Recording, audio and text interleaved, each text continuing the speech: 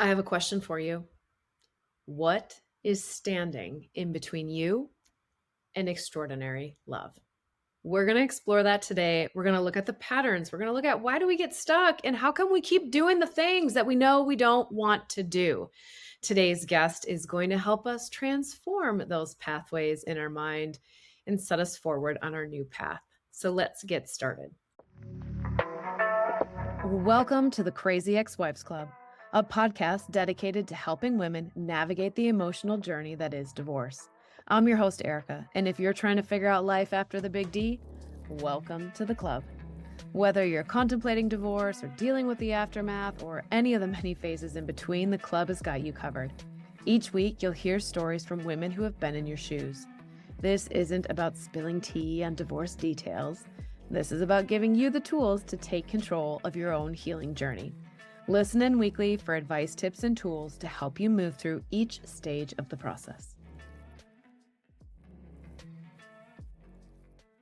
Welcome back to another episode of the Crazy Ex-Wives Club. I'm your host, Erica, and I am excited to have today's guest with us. Riana Malia is not only an author, a speaker, but she is a reinvention strategist.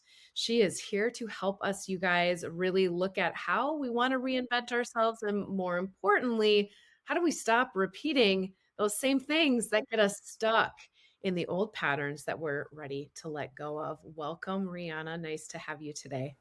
Thank you so much. I'm thrilled to be here with you.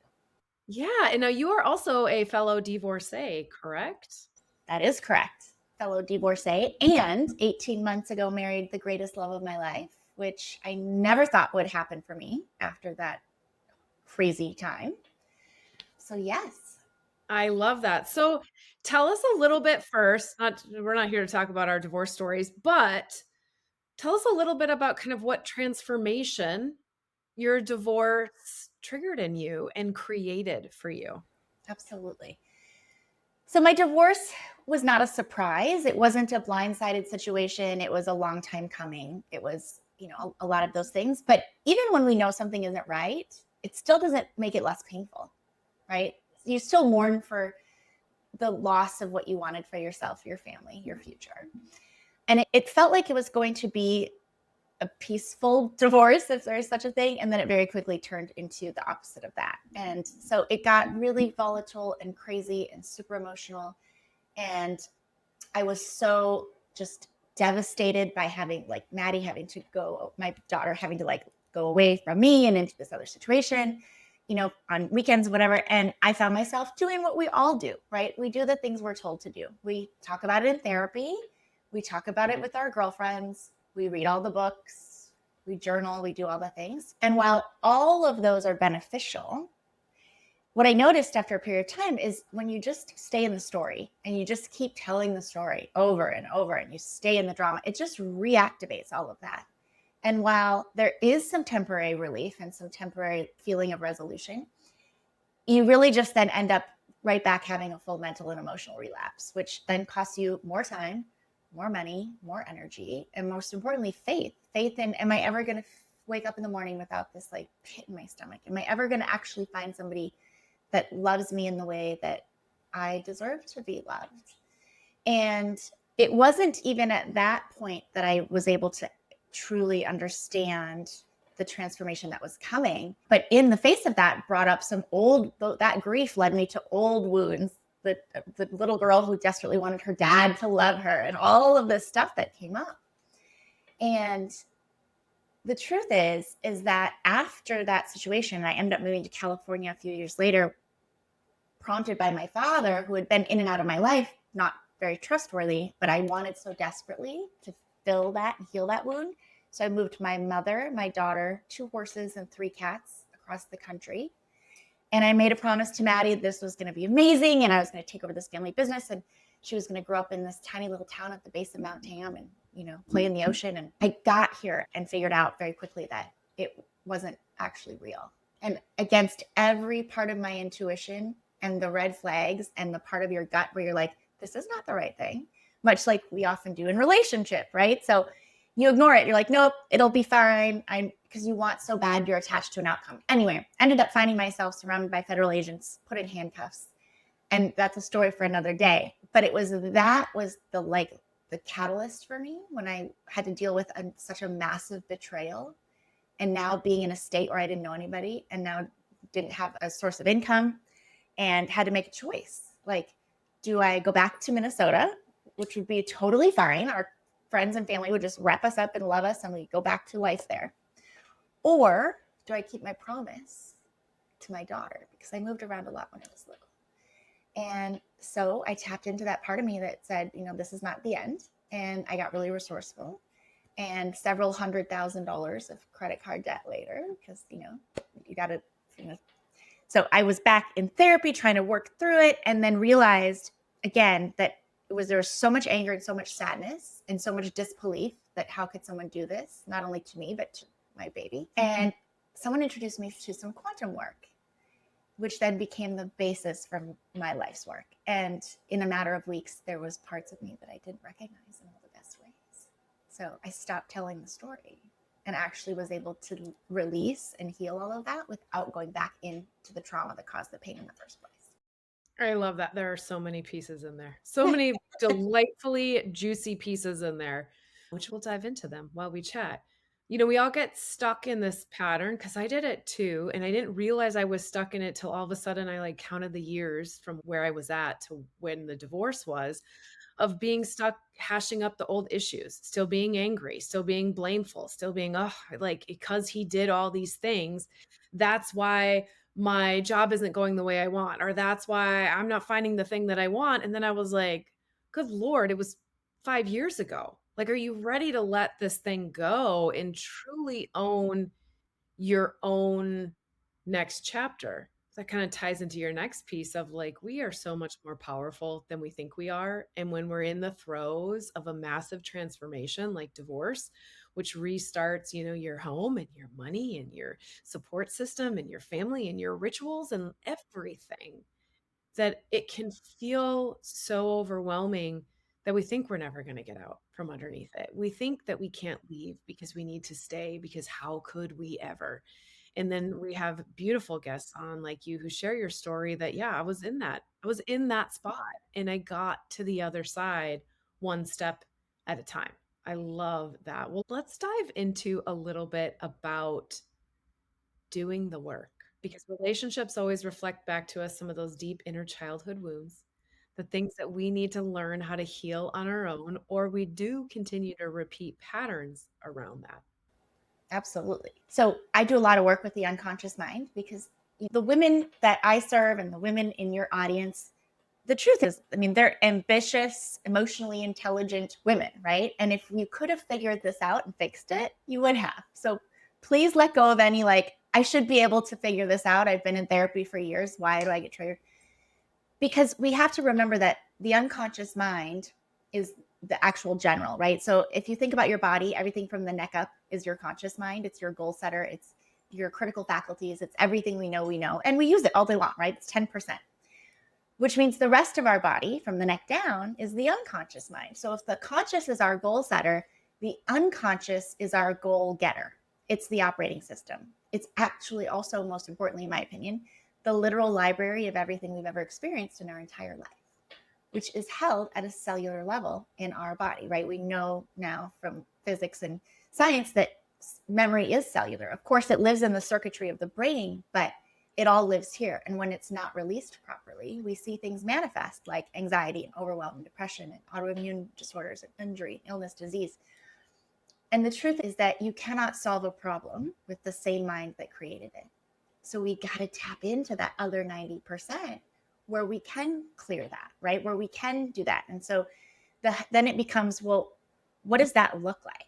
And my methodology is called the Clear to Create method, because my kind of tagline and my vision for the world has always been, I want you to live your version of your very best life, which is different for each of us. But to your point around when you're in this transition of divorce, for instance, you can't just go from the pain and all the past and all the old stuff to living your very best life. It doesn't work that way, fortunately.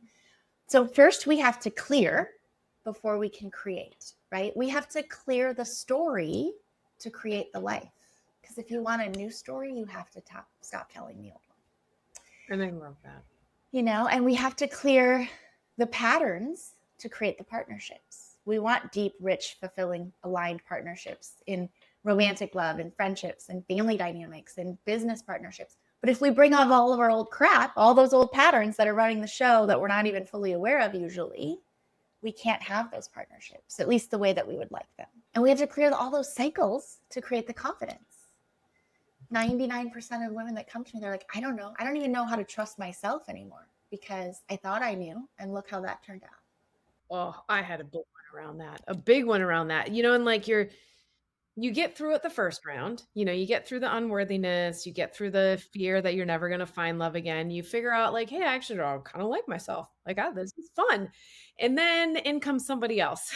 And all that, like, do I really like him? Am I allowing too much? Is this a yellow flag? Is this a red flag? Like what? Because you've lost that trust with yourself. And because like my big thing, if your big thing is unconscious work, my big thing is fear. The fear that you're going to get hurt again, the fear that you're going to screw it up again, the fear that you're going to get it wrong again and have to start over becomes so strong. Yes. When we look at this, I kind of look at it in phases. And that first part around clearing is really releasing what is no longer yours to carry so that you can remember who the heck you actually are and who are you now, because who are you now is different than who you were a year ago or 5 years ago. And so in order to clear, first we have to get clear, which is probably one of the biggest pieces that keeps people from getting what they actually want in life, is because they never get truly clear about what that is. So we had to know where you are, but crystal clear about what you want. What are your non-negotiables? What are your values? What are your desires? What will you be doing or not doing differently than you're doing or not doing right now? What would you say? I'm going to jump in on this one because what I find is we get that, like we're talking to people and they're like, yeah, I know I need to create that. But we're so balled up in the unknowing and we're so balled up in not knowing our truth that they're like, well, I know I need something, but I don't know what I need.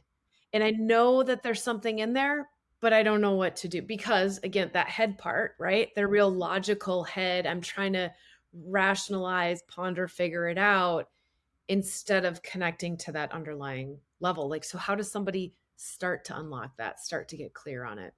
So we start by, really doing some unconscious tapping into that. But when we start to get clear, then inside of the clear to create method, then there's all these different frameworks that together. So there's that first piece where I'm going to, over the course of 72 hours, help you fully rewire your thought patterns, because that's the biggest, fastest way to change your physical reality. Because every single day we think between 65,000 and 85,000 thoughts. 90% of those thoughts are recycled. They're the same thoughts that you thought yesterday and the day before, the week before, the month before, and in the middle of the night when you're running through all the what ifs and all the scenarios. And you're like playing that if I fall asleep now, I can still get 2 hours, like that whole thing. The problem with that is 90% of those recycled thoughts are negative. And I get a lot of pushback on that because a lot of women are like, I think I'm good at the mindset. Like, I know I'm never doing that again. I'm never doing that. Like, I'm so clear. But here's the problem. Because the way that our brains are wired, you don't even realize that most of the time you're thinking about all the things you don't want. I don't want to feel unsafe in a relationship again. I don't want to be in another relationship where I'm not valued and cherished and adored. I don't want to be in this financial situation. I don't want to have this, extra stress on my body from the weight that I can't release, which is making my joints hurt. And I don't want to have to do this alone. And I don't. And the thing is, the universe, just like the unconscious mind, it doesn't hear that clarifying don't. It just knows what you're really focused on. And that's all it can continue to deliver.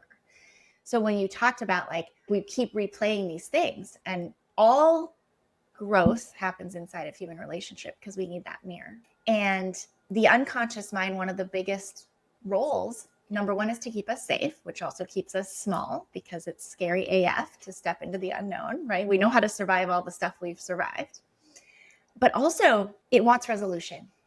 And so when there's parts of us with needs, deep needs that haven't been met, safety, maybe as a child you were the parent, or whatever the different things that have played out, the unconscious mind will continue to create the scenarios to get resolution and heal it. Because if you don't do it consciously, you have to play it out unconsciously. And it's why people end up in the same relationships over and over again. the same chaos, maybe that was if they grew up in a childhood home that had a lot of chaos, they seek the drama because that's what's comfortable. Yeah. And so to answer your question of how do we do that, so we have to get the clarity, which is great. I will say though, I think a lot of work in this space spends a lot of time focusing on awareness and clarity, but it doesn't then give you the other piece. So we have to give you the skills to go with the knowledge, because if we're going to then have a full dysfunction detox and blow out all this neurology and strategy and behavior and ways of thinking and triggers and all this stuff, we have to replace it with something else. Otherwise, I don't care how much therapy you do or how many vision boards or affirmations or whatever, you are going to go right back to the old stuff when life comes at you because you didn't replace the neurology. So once we do that, and then we get to step into that discovery phase of really separating your true self from all the noise of story and conditioning and trauma and all the old stuff, then you get to step into like who you actually are, which moves us into that next phase, which is the creation phase, which is building a new reality from the inside out and really activating like this new energetic alignment of who you are and replacing that old behavior with the new and building that new neurology so that we get to actually then do something called, the biggest clearing of all is a technique that I use called quantum time release, which is a magical, it's about a 3-hour session. It's a multidimensional technique where we get to go in and clear out all that energetic weight attached to anger, sadness, fear, guilt, shame, and all those limiting beliefs and limiting decisions that have formed as a result of that without going into any memory of any of the trauma. So it's painless and peaceful. We get to transmute all of that, get those really like those back to the truth of who you really are and anchor that in, and then have a new relationship with those emotions going forward. So you get this energetic, clear, clean state to step into then that final phase, which frankly is my favorite, which is the claiming phase, where you get to just own that and integrate it. And this is who you are now. And you get to radiate it and live it and lead from it and love it. And then step into this version of you that gets to really just be at that frequency where you get to celebrate and shine and just magnetize with grace. I love that. And I love looking for patterns because, we all do one off things, doesn't really matter. We spend so much time being like, oh, I didn't do this one thing correctly, right? Because again, our mind is trying to always tell us why we're not doing things right or to keep us small. But when you find those patterns, when you can like dial up and look at all of it and be like, wow, I always stay a little bit too long in relationships. Wow, I always put everybody else first over me. You start to find the theme that'll then lead you to whatever that inner wound, that inner issue is. Because it's never whatever the top surface level thing is. It's never the most recent thing that irritated you, that triggered you, that caused you pain. It is the root that is attached to something so far in your past that consciously you're not even thinking about it anymore. You think you've moved on from it. That is so true. And you don't even consciously actually know usually the root cause of that. So like when you were talking about it's not the today thing. So in quantum time release, I always use this example of like a ribbon, or I think of twine because I grew up in a tiny horse barn in southern Minnesota. So I always think of like what you take off the bales of hay. But anyway, take a ribbon or a piece of leather, whatever. And every single time after that root cause in your life that you've had a significant emotional experience with any of those emotions, they all have their own piece of ribbon. So anger, right? So I'm 49 years old. So 49 years, it's like a marble goes on that ribbon, on the anger ribbon, and the sadness and the fear and the guilt and the shame. So today something happens that makes you angry. It's not the today thing. It's the 49 years of marbles that's behind it. It's that gestalt. It's that charge. And that's what we get to release inside of quantum time release without going back into, not going to go back to something that happened when you were 5 that made you sad. And that gives you the ability to clear all of that out so that you can then receive what's meant for you. And I think it's so important to do the clearing work, right? I was talking today to somebody and I was like, there's kind of two approaches. People are either like, let's just juice up and focus so much on what you want and where you're going. That becomes the primary dominant thought pattern. And you're just like on it. I think we can do that short term. I don't think we can do it long term until we get rid of the weight that's still pulling over here. And so it doesn't mean that doing the work to go back is big or heavy or, like painful, right? But I remember too, like some specific examples. I was having some whatever doubt, fear-based thoughts, and where my mind flashed back to was literally some cousin's graduation party when I was 13 and I wore the wrong outfit. Like my mom had said, "Oh, go wear that, one like romper jumper thing." I thought she meant the fancy one. She meant the casual one. I wore the wrong one. Everybody was super casual. I felt so stupid, right? Like, and nobody cared. Everyone's like, "You look fantastic." But because I never dressed up, I was a tomboy. I felt like I was in the spotlight. That was still haunting me. And I'm 44. And I was like, I didn't even, no memory, no real like daily memory of this thing still bothering me. But as I went back and I went through my patterns and I went through, I'm like connecting to, okay, I feel this feeling. When else have you felt this feeling? I got to that little girl. I went and talked to the 13-year-old and I was like, yeah, that sucked. You felt dumb. You weren't dumb. Like you created this whole story, this whole narrative, how you need to stay small because of that. But like, I got you. We can let that go now. And so it was really empowering and it felt fantastic. It didn't ruin my day. It was great. I love that. So, one of my core values that I always say is I'm a magnet for miracles. And I love teaching people how to be a magnet for miracles. And what you just talked about is a perfect demonstration of. So, I had these bracelets made, and I used to have people just go get a rubber band and do the 72-hour kind of rewiring of the magnet for miracles exercise. And I would have them snap it when they were having those thoughts. And so, because we need the pattern interrupt so we can replace it, right? But so instead, I had these made, which is such a reminder because we all are magnets for miracles when we tap into that energy. And so, you being able to identify that moment when you were 13 and you made that choice, and that's been running the show for, decades. Long time. So Long time. when we find ourselves in those moments where we're anxious and we're doubting and we're having those fear thoughts and we're in those really low frequency vibrations, right? Having something like this to snap or to break you out of that, the reason that it's important is because it does give you that break, and it then have the ability to build new neurology around it. But I like to talk about it like, so Erica, what's your favorite music? Oh, good Lord. That's like the hardest question for me to answer. Okay, just pick one of your favorite genres of music. Okay, this morning I was listening to a lot of Trevor Hall. So let's stick with Trevor Hall. All right. And what is your least favorite, like, oh, turn it off, can't even stand it for 1 second? Jazz. So I want you to imagine for a minute that everything you want in life, everything is on radio station 101.5, and it plays Trevor Hall all day. The love, the life, the wealth, the health, the abundance, your ability to be generous and have impact, all the things you want.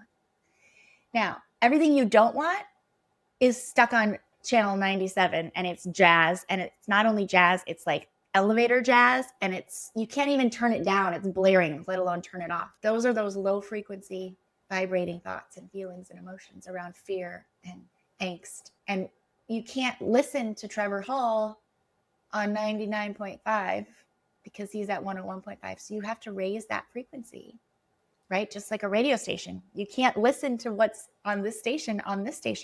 And that's what the power of doing this work does, is that you get to raise that frequency so that then you get to be vibrating on the level to match the life in which it's meant for you. I love it. And we might differ on this opinion, but let's see, because I think it's important to talk about. I think people try and make really big leaps.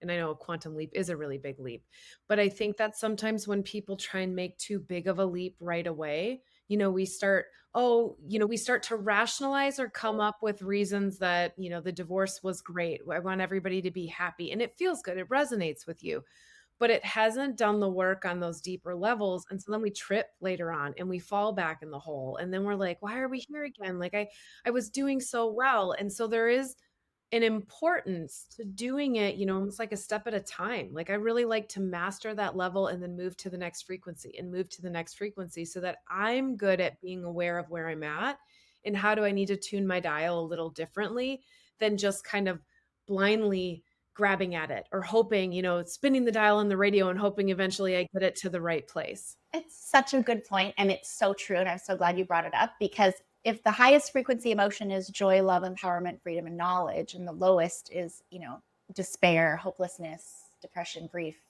you can't go from that. You can't jump from frequency of 20 to like joy. So to your point, not only can't you, it's completely unhealthy and toxic positivity BS that's not good for anybody, but you can go from low frequency emotion of, 20 to 17 where you could feel despair. And you could go from 17 to 15 where you're pissed off. You could go from anger to boredom. So yes, yes, and yes, you want to raise that frequency, but just even if it's 1 or 2 steps at a time, because you can't go from despair to joy. It's not real. If you're feeling overwhelmed, exhausted from overthinking, and stuck in uncertainty, this message is for you. You don't have to keep feeling that way. Inside the club, you'll find a safe space to rediscover who you are, clarify what you want, and determine how you want to move forward. Surrounded by women who truly understand and guided by expert support, you are not alone on this journey.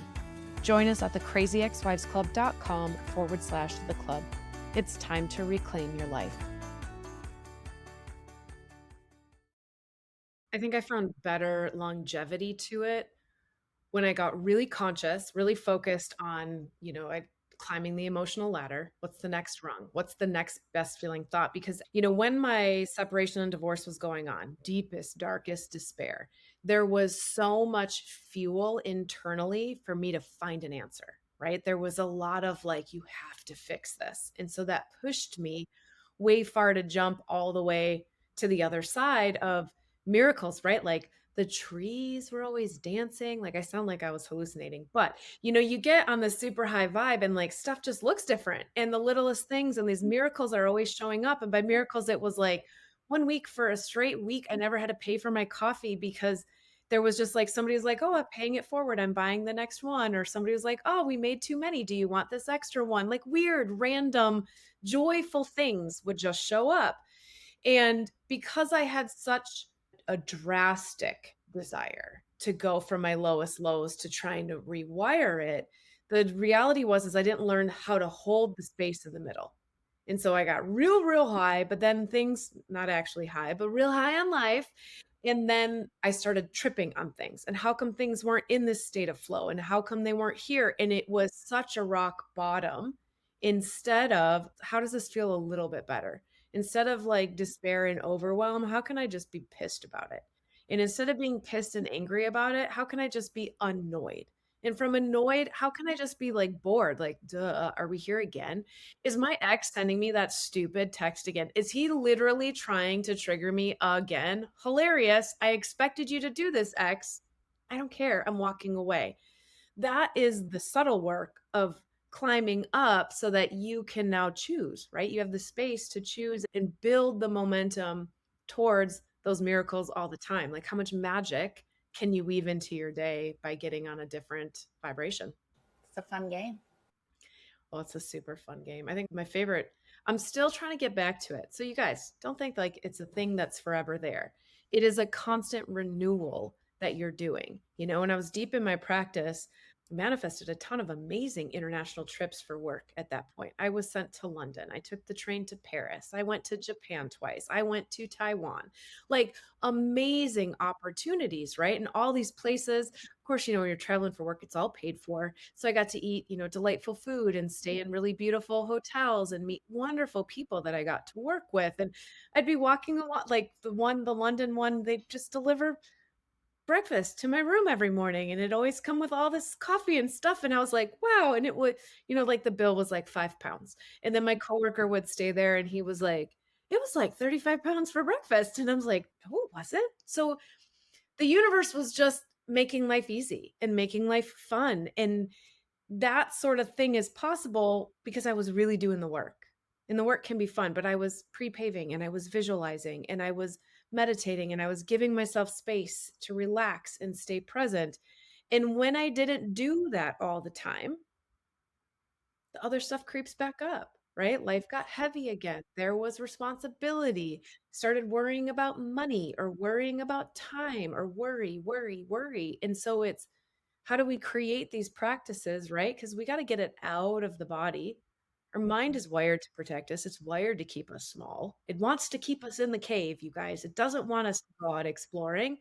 So we learn how to do these things because we do get to have amazing, wonderful, happy lives when we stop living in the old junk that's holding us back. 1,000%. I love it. It can be amazing. All right. So let's give them one or two things. Let's play around with some magic. Let's give them one or two things they could start to do to try and call in a little more magic, a little bit more of a higher frequency in their daily life. All right. So let's play the away and toward wall game.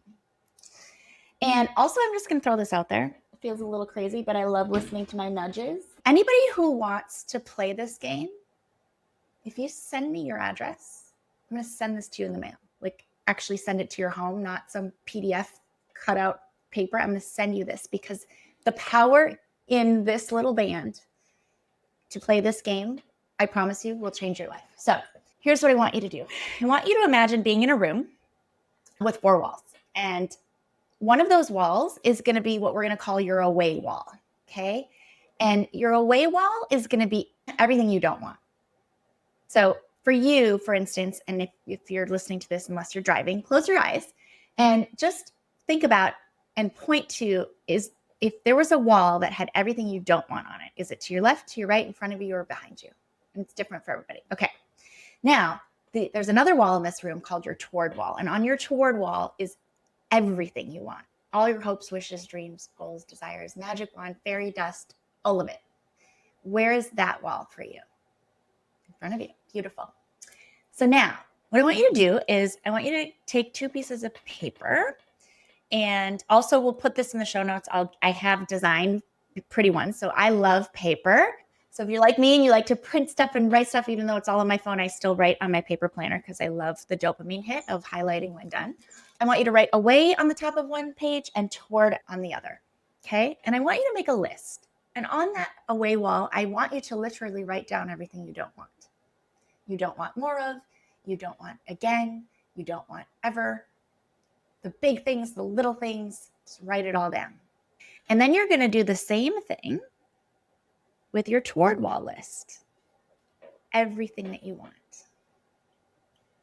So as you're doing this, and give yourself, like set a little Pomodoro, like free write for the next 5 minutes and really put it all down. And know that it's a living, breathing list and you can add to it. You want to take photos of each one and pin it in your notes app on your phone or keep it where it's really accessible. And here's what we're going to do for the next 72 hours.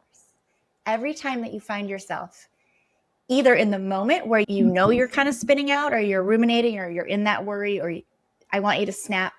And until you get this in the mail, I want you to snap just a regular old office rubber band, not a smushy one, but one that stings. And I want you to just acknowledge what it was you were thinking about. And I promise you 99.9% of the time, it's going to be something on that away wall list. You are thinking about something you don't want. And you're going to feel it in your body. Now, sometimes at the beginning, because this has been running in the background and this is how you've been functioning for so long, you might not notice it in the moment, but you might notice it in your body. Maybe your heart is racing, or you have a pit in your stomach, or you have a tightness in your chest. And then I want you to snap it, and I want you to try to remember, what was I thinking about? And replace it with a better feeling thought. And there's 3 ways to do that really easily. Number 1, look at something on that toward wall list and visualize it and feel it with all the senses as though it is, right? What do you see? What do you hear? What do you feel? What can you touch? What's happening? The second thing is just, if that's not accessible, or you just need to deal with it in the moment and you don't have your phone or you can't remember, I want you to just tap into something that you're genuinely grateful for. Even if it's just the sun on your face, or the dog that's running through the yard, whatever. Just spend a minute in gratitude. And if you're still feeling that heavy in your body, I want you to ask yourself, who in this moment can I serve?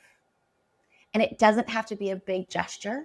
It can literally be a thought, a prayer for someone, an intention, a text to a girlfriend saying, I hope you have a great day.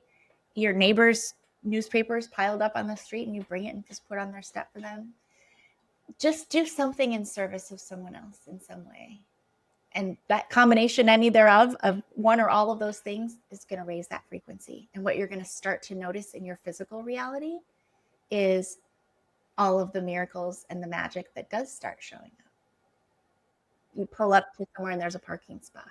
Right? I mean, every day I play that game and it's so fun because it happens every time. But you will start to notice all the amazing things that are happening for you instead of all the this always happens to me. And it happens, guys, it's a little bit at a time.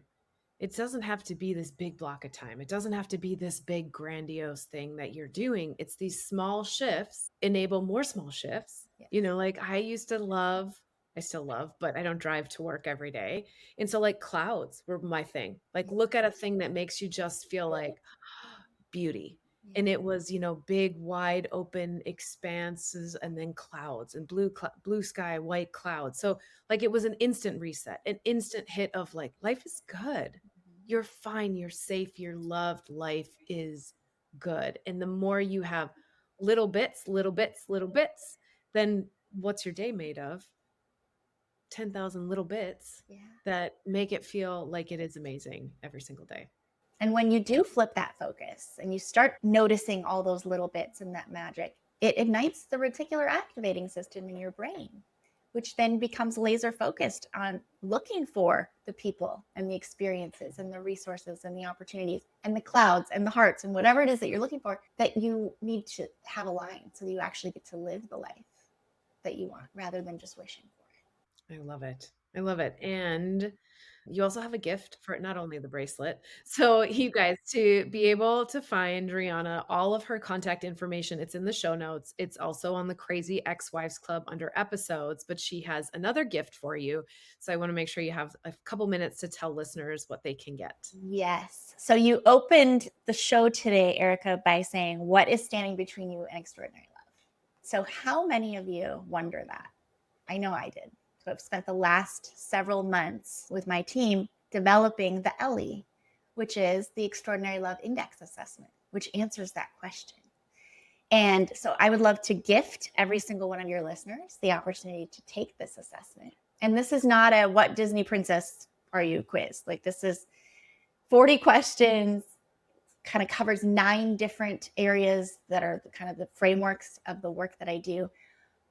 But you're going to answer these questions, and I'm going to send you a 28-page personalized report that gives you all of your scores. And it looks at your attachment score and your trauma score and your communication and all of these different things. And it lays out where you are now, what you might be experiencing, the danger in staying there, and what you can do right now to help improve that and fix that. And every human being, whether you are in a relationship, not in a relationship, the insight that you're going to get from this assessment will change how you're placed in the world and how you occur in it, and how you show up in it, and how you process all of the communication around you. And your relationships will all deepen with that insight. I love that, because I think that the root of everything, right? The root of everything we want you guys is just to be happy and to feel love. But we think it has to come from a person. We think it has to come from the money. We think it has to come from the things. It's already in you. We just need to remove the shields and the filters and the whatever that are blocking you from experiencing it every single day. And I know it's going to be in the notes, but if somebody's just wanting to access it really quickly, it's simply at quiz.rianamalia.com. And you'll be able to access that there. Beautiful. Well, thank you so much for such a powerful conversation for our listeners. You guys, everything you want is literally just on the other side of changing your mindset and your frequency around being able to have it. So until next week, grab your 2 pieces of paper, do your towards and away, start snapping that rubber band and rewiring the fear, the doubt, the misaligned beliefs that are holding you back. And then we'll be back next week with another great episode. And that's it. Another great episode of the Crazy Ex-Wives Club, a podcast for women learning how to heal from their divorce. Tune in next week for more advice and tips to help you figure out life after divorce. And until then, Give yourself grace, do the best you can, and know that this is all part of the process.